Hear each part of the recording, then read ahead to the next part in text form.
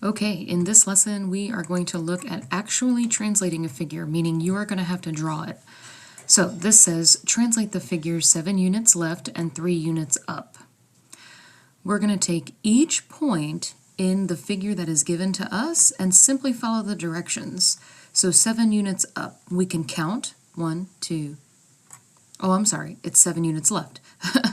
1, 2, 3, 4, 5, 6, 7. And don't put the point there yet. We're going to go up 3. 1, 2, 3. Now before I draw any other points, I'm going to point one thing out, or I'm going to make note of something. This point right here is located at 6, -2. And we'll just call that point A. This point over here is now located at -1, +1, and we're going to call that point A prime. I do want you to take notice that when we said 7 units left, look at what happened. We started at 6, we went to -1. 6 minus 7 is -1. Now take a look at this point. We were at -2. We had to go up 3. Well, -2 plus 3 is +1. So the coordinates change in relationship to the directions. If it's left and right movement, it's going to change the x coordinate, and if it's up and down movement, we'll change the y coordinate. All right, other than that, you can just continue to move the points following the directions. So I'm going to go with this one right here. It's 1, 2, 3, 4, 5, 6, 7 to the left, and 1, 2, 3 up.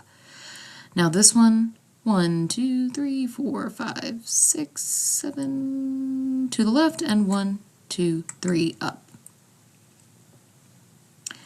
Now, I might have to see how that works out, the way the figure was drawn. We'll try this one down here. 1, 2, 3, 4, 5, 6, 7. 1, 2, 3. Oh, okay, it fixed it. And now this one down here. 1, 2, 3, 4, 5, 6, 7, and 1, 2, 3.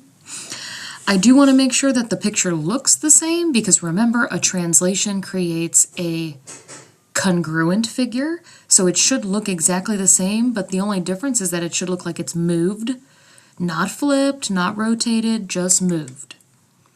I'm going to go ahead and hit submit and see how we did. See how I got a little check mark here? Okay, so we were correct in our thinking. Okay, in this problem we're going to draw a reflection of a figure over the line x equals 5. Now, in the program I'm using, the line x equals 5 has been drawn for me, but I want to remind you that if it is not drawn, you first must ask yourself what kind of line this is. Luckily, you can use Desmos, so if you're not sure, you can type this into desmos.com/graphing and figure out what the line looks like. If you get really good at this, though, you should start to recognize that x equals a number is always a vertical line. So this indicates a vertical line through 5. And we can see that a blue vertical line was drawn. To do a reflection over a line like this, you just take each point, and if the line is vertical, my reflection is going to be horizontal, like we're going to flip it. This point is going to move left. It's on the right of the line. I need to move it to the left of the line. We're creating a mirror image. The way to do this would be just to count how far are you from the line. I am 4 units from the line. I need to be 4 units on the other side of the line. So now I'm using the color green. 1, 2, 3, 4. And let's put a little dot right there. If this was point A, then this would be A prime.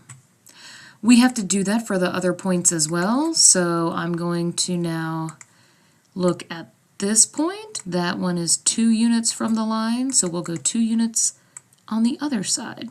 And we draw a dot. It may not look like a shape just yet, but if you follow this pattern, you will see a shape. Now this point, 1, 2, 3 from the line. 1, 2, 3 from the line is here. Let me actually click those points and see if we get a nice looking reflection. Hey, that looks pretty good to me. I would say that looks like a mirror image. Some of you have been a little bit confused about mirror image, so I just want to make sure this is clear. Notice how A is kind of like pointing off to the right and up a little bit. In the mirror image, it's going to be pointing to the left. So if you're going over a vertical line like we are here, in one side it's pointing to the right and the other side it's pointing to the left. The points do have to flip, like the labels, they do need to flip.